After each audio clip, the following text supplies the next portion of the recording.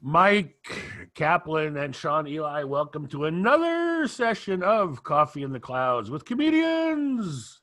How you guys doing? Tolerable. Happy to be here. Thank you for having me. So you're a repeat guest, kind of like Carson used to do, right? Pretty soon you'll be hosting the show yourself. But Absolutely. But Sean, go ahead. Give the professional introduction. Let everybody know who Mike is, what he's all about. Okay, our guest today is a comedian who's been a comedian for probably 2 decades, I'm guessing. And he has appeared on The Tonight Show. He has appeared on Letterman, Conan, was a finalist on Last Comic Standing, and was on America's Got Talent, and has worked with me. Ladies and gentlemen, Mike Kaplan. Thank you so much. NYQ. I really appreciate it. Yes, I have been doing comedy about 18 years now, though I did perform at a comedy club in 1999. So you're right, 100% in the ballpark. And you, I think, gave my credits in exact order of how meaningful they are to me. So, of course, the most meaningful being working with you here, right now, today. And you also, Tom. But the problem, something's clicking, Mike. I don't know which one of you guys, but something is clicking. I don't think it's me. Okay. Something in Mike's head? might be the microphone hitting your shirt. Maybe that's it. How about that? Could be. Let me here. I'll open the shirt and there you go. Are you still hearing clicking? No, we're not. So it was intermittent. All right. I think it was his headset thing, hitting the shirt a little bit, but that could be. Well, I thank you for that. I'll be I'll move around a lot vocally, but not physically. Yeah, so we'll remember this for the juggling portion of the show. Perfect. So Mike, what's been going on? I forget how many weeks ago it was that we met you last, but how has the pandemic been treating you? What's new, if anything? It's such an interesting question because I don't remember exactly also when it was. So who knows how many billions of years have passed. But I guess here's something that happened, I think, since we last spoke, is the album that I put out this year, AKA in October, I think at the end of September, beginning of October, the voting for Grammy nominations began. And this is the very first time that I ever submitted an album to the Grammys. And so there was sort of a campaign for the album to be considered. And as of now, it is somewhere in the process of hopefully having been voted for enough that it makes the next round of voting, which I think we find out later this month. So that was, something that occupied my professional time. I've been reading a fair amount. I read recently Ta-Nehisi Coates' book, Between the World and Me, and Ursula K. Le Guin's book, Always Coming Home. And I'm also reading a book called, I think it's called Who Ordered This Truckload of Dung, written by a Buddhist monk named Ajahn Brahm. So I've been getting a lot of reading done, and of course, making sure to watch too much television. Currently, Lovecraft County, watched The Vow, had to make sure to not get caught in a cult or an abusive relationship. Enjoying the emotional, consensual experience of my relationship with my girlfriend who I live with. And those are some of the major recent specific things. Hey, does it cost anything to submit for a Grammy? That's a great question, and I don't know the answer because the logistics were all rolled through by my producer, Blonde Medicine, who. So my guess is yes, but to me, thus far, no. Very cool.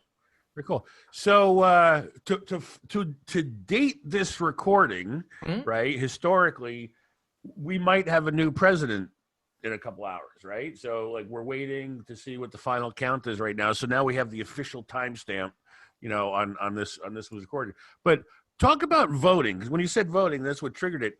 Like, what is that like? Is that like like real voting, or is it like a bunch of people getting together going like, all right, we know what's going to. I mean, what is that whole process with the voting?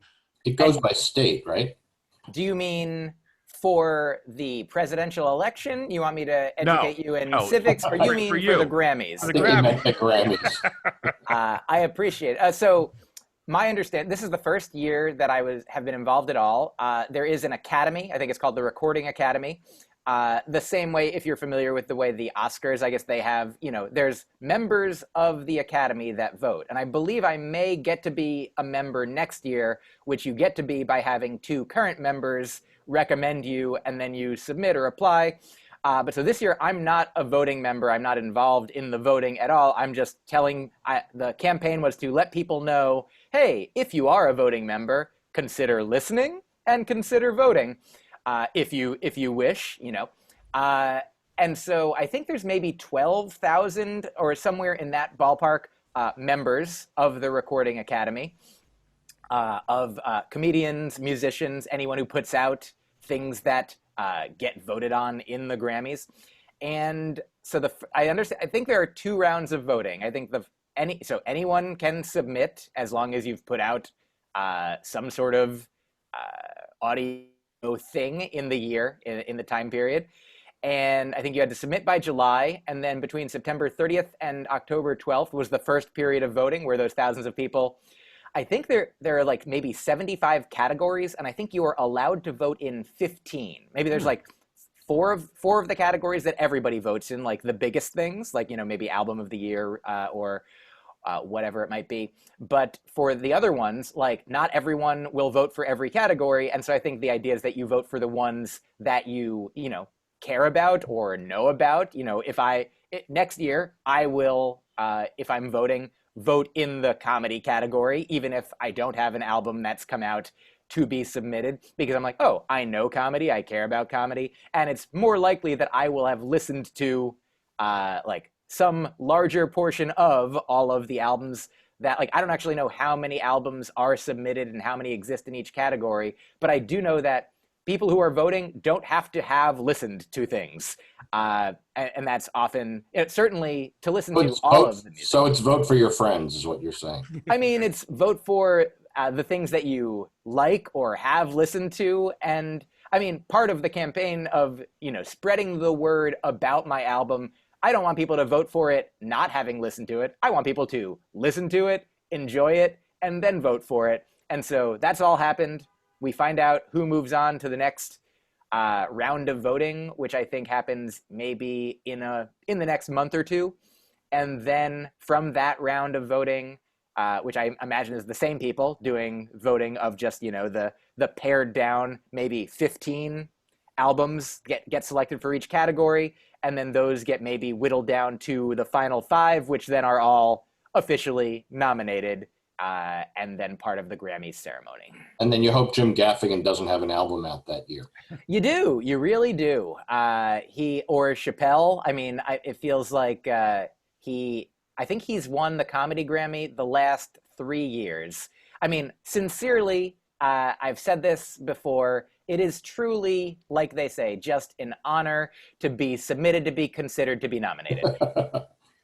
Especially when someone else pays the entry fee. Oh, absolutely. I think I would have. I don't know what it is, but for sure. I'm grateful to be working with a production company, a recording label that didn't even let me know that what was necessary. They just did it.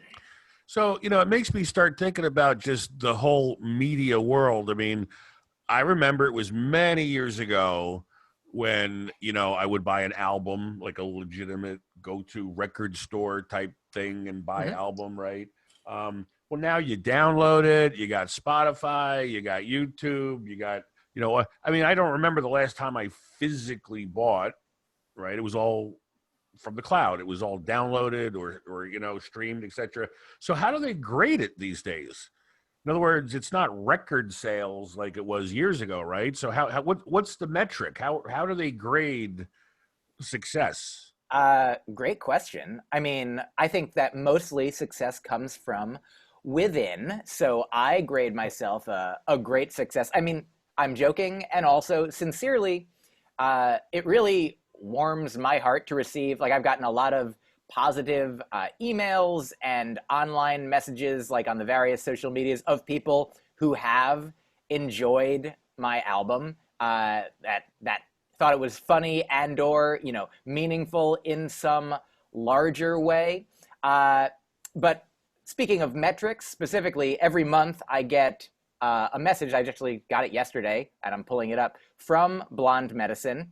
I get an earnings statement which reports how many units are sold on every particular platform, whether it's Amazon Music or Google Play, or apparently Napster is still a thing, or Pandora, Spotify, YouTube, and also they do sell physical copies. So I find out how many spins it's been having on the streaming services, how many physical and or whole copies were sold either digitally or in the real world of concrete materials. And so those are things that I'm always happy and grateful to know about. But I would say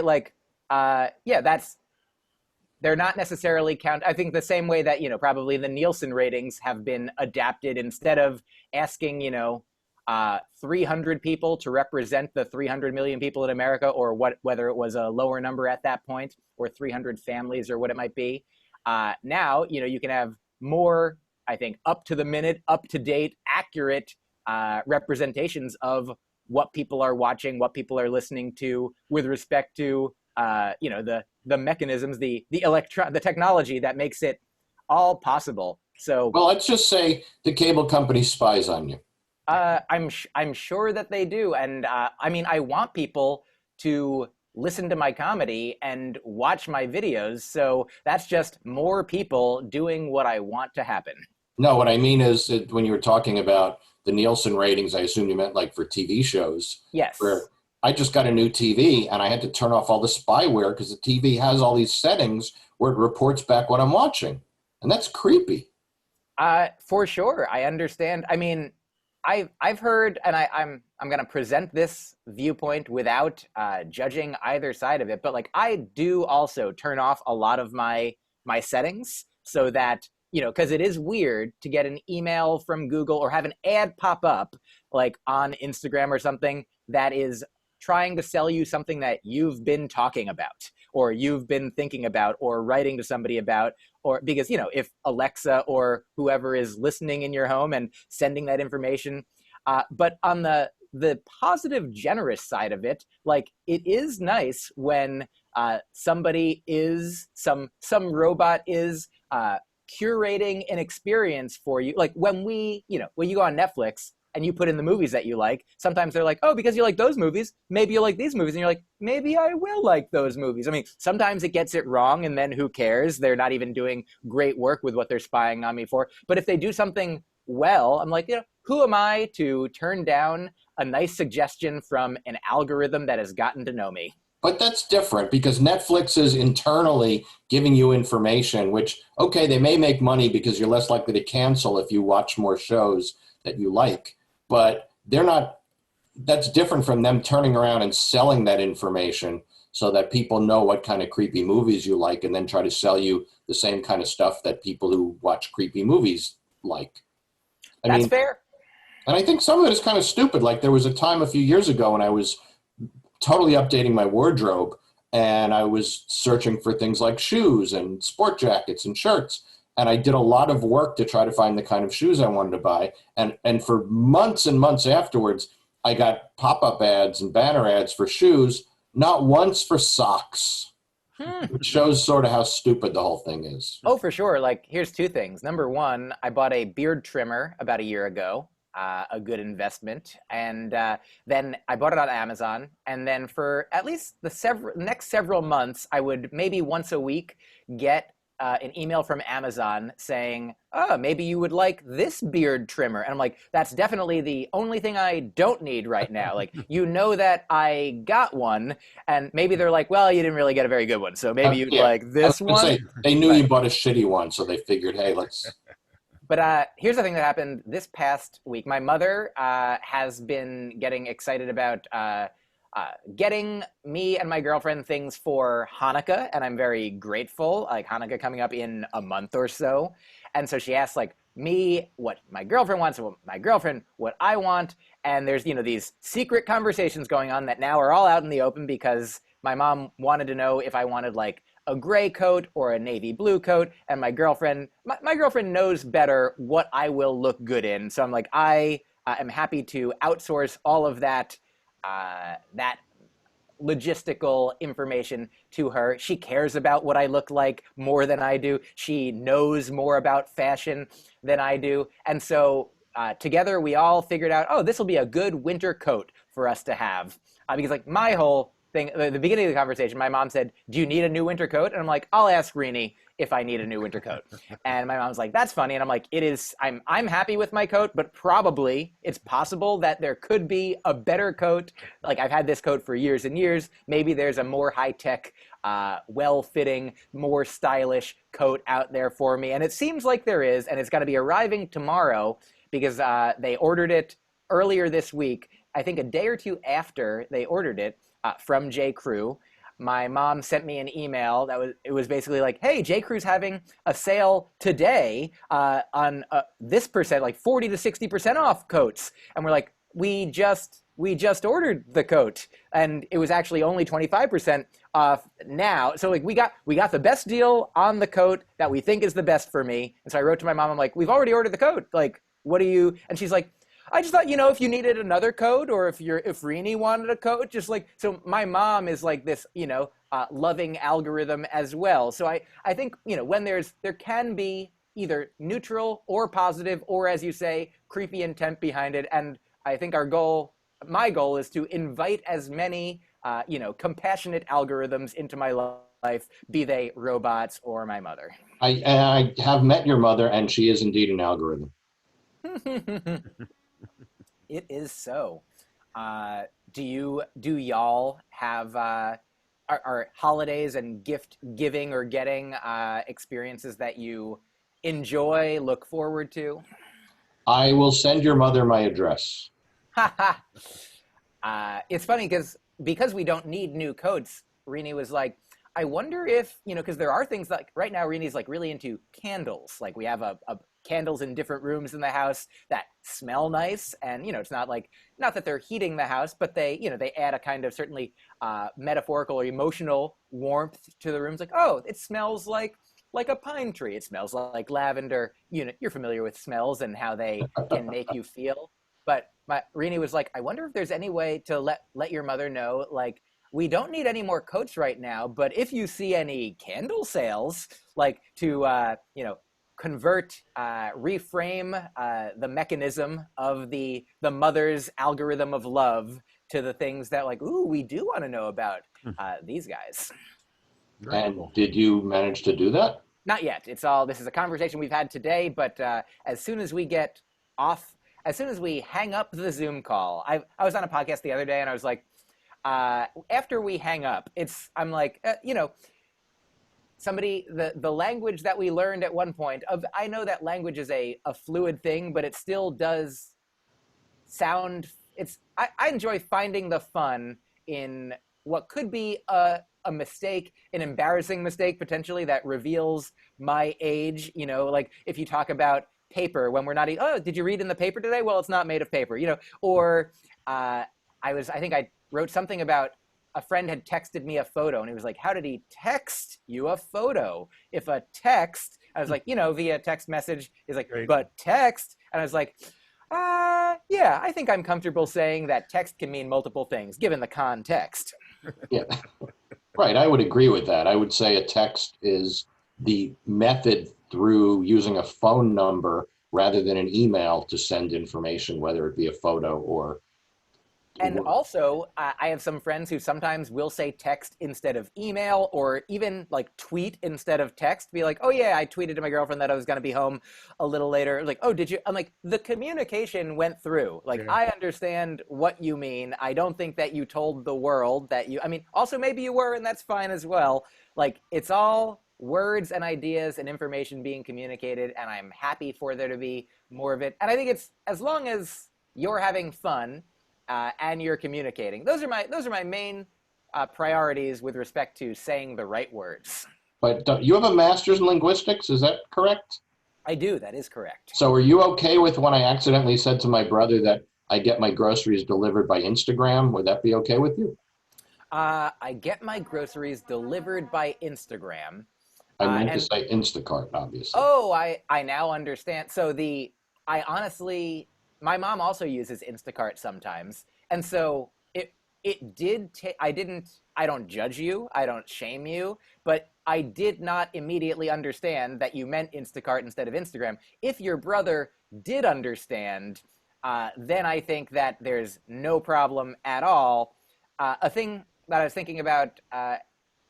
This will sort of be a joke, but it's also the truth that as a linguist, there are people who say things to me like you've just said, which is people worry that I might be going to correct their grammar. And in fact, you could probably parse the sentence that I just said and try to correct that grammar, because I said people might be like, I'm trying to remember what I even said, but I said people are sometimes thinking that I might be going to correct their grammar. That is not necessarily the most grammatical English sentence, but I think that you did and do understand what I meant by it. And so linguistics itself is not concerned with prescribing how people should speak or ought speak. It is concerned with describing how people do speak, whether dialects of our own language or languages that we don't speak. There is no inherent value to like whether the verb comes before the noun or the noun comes before the verb, or like the subject before the object or the object before the subject, or how an adverb is constructed in a particular language. And so this is the joke part of it, that for real, when people say to me, please don't use your linguistics skills to correct me, I would say, oh, it seems that you actually have a misconception of what linguistics is even all about. I must correct you. I'm still annoyed when people say something is so fun, because fun is a noun and so is an adverb, and it should be so much fun. Do you know that I have a joke that is specifically that, and you are setting me up for it, or is that a true experience of yours? True experience. Did not know you have a joke, but should I repeat the setup? Oh, no. So I'll tell you, I think this is from my 2013 album, Meet Robot. Basically, I talked about how this is a real experience I had with my grandmother, who was a teacher, and that she cared about the English language so much that I called her grammar. And one time I said, this is really fun. And she said, no, it is much fun or lots of fun, because fun is a noun and cannot be modified with an adverb. And I said, well, this is not fun anymore. This is not many much funs. And so what I would say to you and what I would say to her, were she alive and we were able to have this conversation more extensively, the fact of the matter is that I believe that fun, while if it is so that fun was only a noun at one point, that is not so anymore. The language has changed. The language has evolved to make it so that like a fun activity is something that most speakers of the English language today would be fine with. Certainly, and maybe it'll differ by age. Maybe the longer ago you were born and the more likely it was that you were taught that fun was a noun and not an adjective. But today, like if somebody says, this is a fun activity, do you have a problem with that?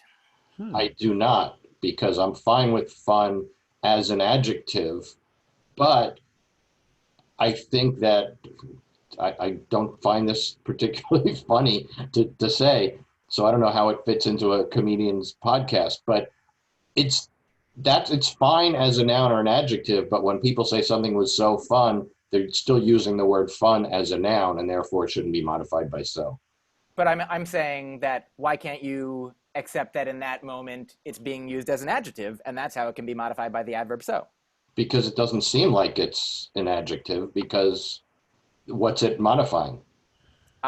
It. I mean, if I say, like, I am happy, what is happy modifying? Happy's not a noun in that situation, is it? So if I said this podcast is hysterical, go ahead. Is that mean it's like funny, or is it's? I mean, like Is that a proper use of the word hysterical, or did I just create a faux pas? I mean, along the lines of the description of how linguistics is like in my assessment, as a quote unquote master of linguistics, as afforded me by Boston University, I understand what you mean when you say this podcast is hysterical. And if you were to say it, Right. But if somebody were to say you have used it incorrectly because there is nobody like raving like a lunatic, and that's what hysterical really means, Right. I would say, number one, I think there are some raving lunatics on this podcast. So I would say that this podcast meets all the meanings of hysterical. But I would say there are those who would say it's a sexist term because of its origins. And if you wanted to say the podcast is very funny, you should say hilarious. I think that is a wonderful, fine point. And recently, somebody was sharing with me all the ways in which there's like a list of basically seemingly innocuous to many terms that we find out later might be have ableist roots or sexist roots. Like to call something lame obviously comes from when, like, if somebody is physically lame, and so it's ableist in that way. So maybe don't say lame, say like, whack. I don't know. I forget what they had all these alternatives, and my favorite one was to say, they said, don't call people idiots, because idiot even came from a medical description of a person of a certain mental capacity, and then was sort of taken like the R word and then used. But all the words we use to describe somebody pretty much. Well, let me share with you the thing that I'm most excited to now say instead of idiot, as recommended by this particularly progressive linguistic enterprise, dipshit. Dipshit has never been used medically, and so it is something that has no such ableist baggage. And what word will you use if you can't use the word shit because you were in a conversation or you're on stage in a clean show? Because you can't use stupid or moron or dumb or idiot. That's a fine question. I guess I would say dipshite. Can you say shite? Dip schnip, dip-ish. Maybe just dip. I would call, shorten it and be like, oh, you're being a real dip. Well, because you can't say dipstick because that is insulting to people who own electric cars, which have no oil pan and thus no dipstick. I suppose so. But yeah, I think just dip by itself.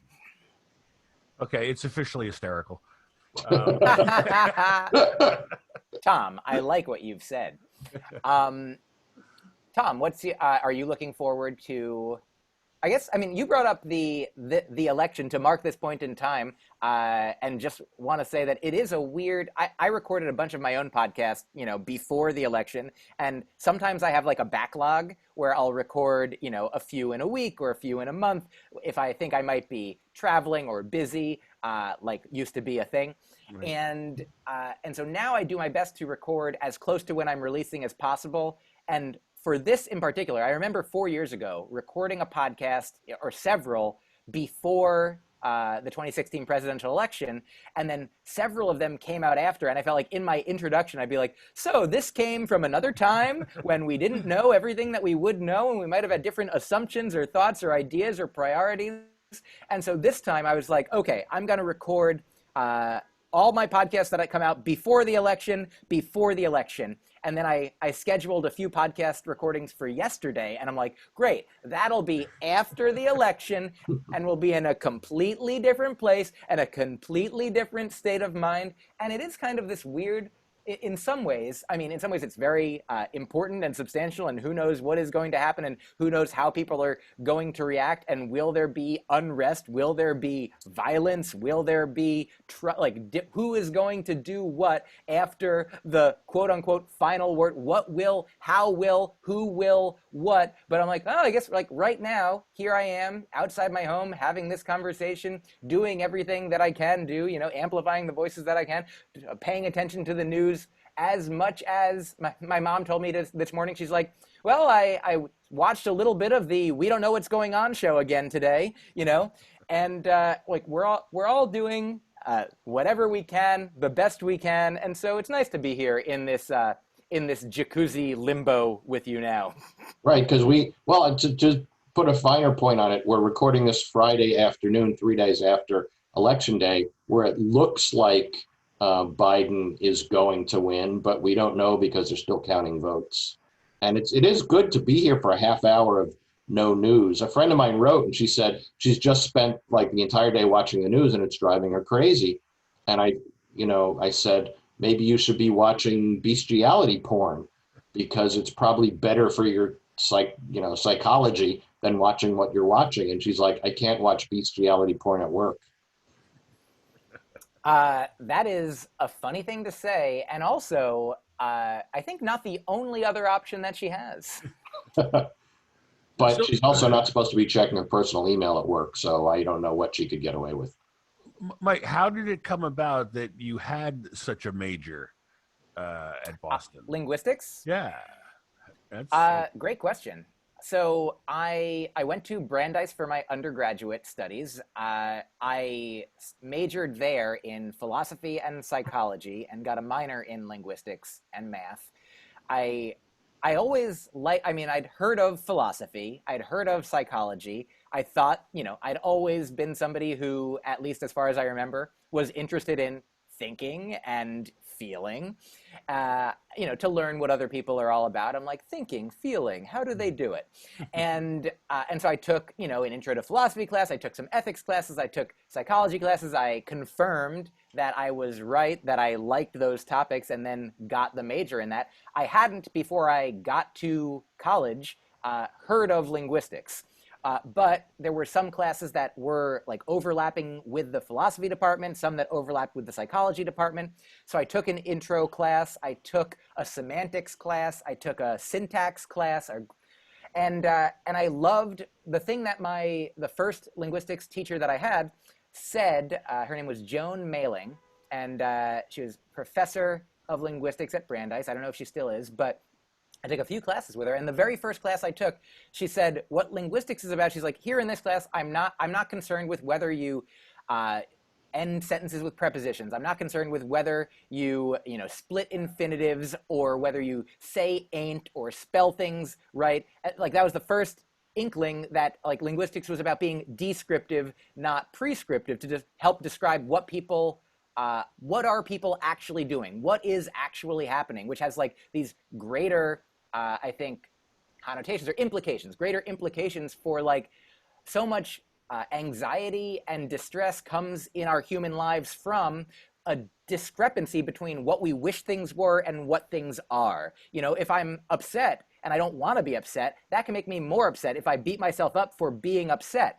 And so, without getting too far afield, I took these linguistics classes and then enjoyed them so much that I then look back through my life and I thought like, oh, this reminds me of like when I was in second grade and learned about diagramming sentences. Like I've always enjoyed, learning about like rules of games and like figuring out how things work. And especially with like words, with language, like I loved the math parts of English. I loved, learning that other languages do things differently, but they do things, in ways that are equivalent. Like in Chinese, people say fewer words on average in a minute than English speakers in America do, but the amount of information that gets conveyed in that same minute in those fewer words is greater in Chinese. So it averages out. And so learning all those things, like learning that even was a field to be interested in, it sort of like, lit up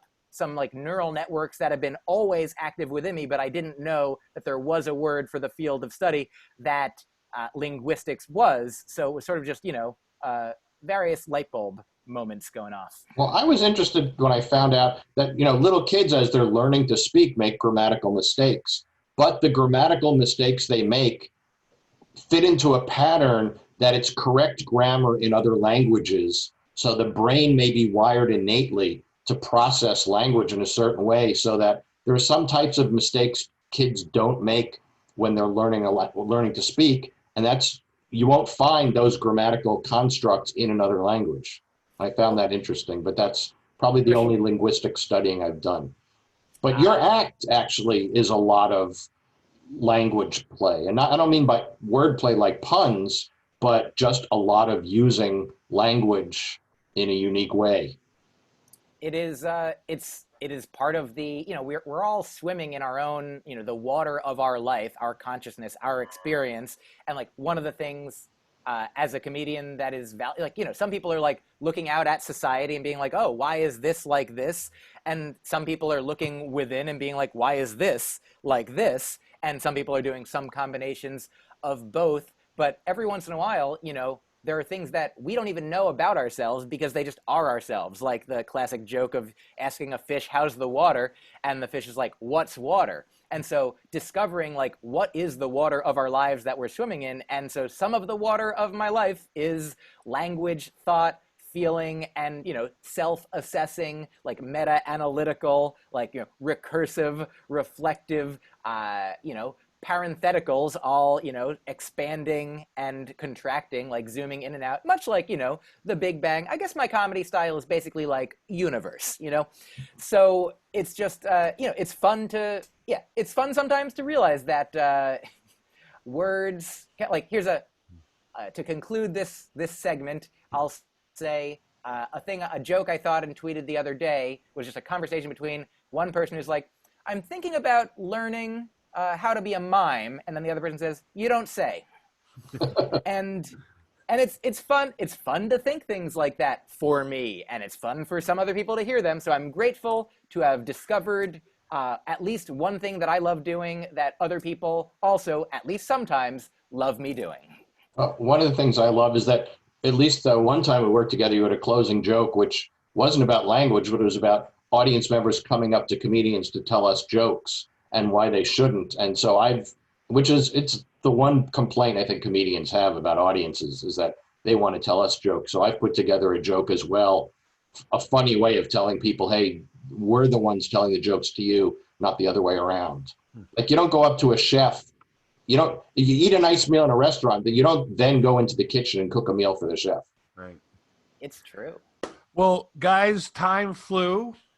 I will tell you, this was one of the more cerebral podcasts we've done in quite some time, which is kind of cool. But Mike, this was another session of Coffee in the Clouds with comedians.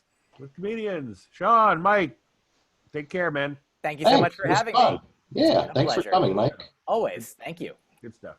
Okay. Bye-bye. Bye.